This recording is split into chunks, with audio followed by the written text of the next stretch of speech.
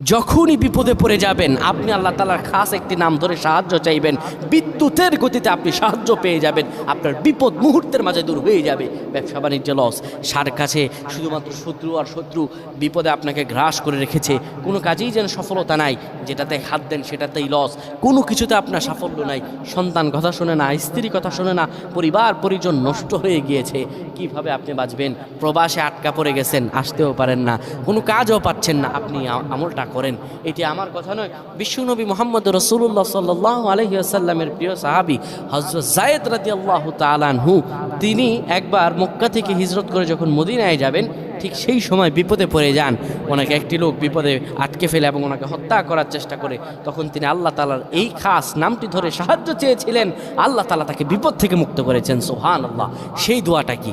তিনি যখন বিপদে পড়ে যান তিনি বলেন, আগিসনি ইয়া রহমান।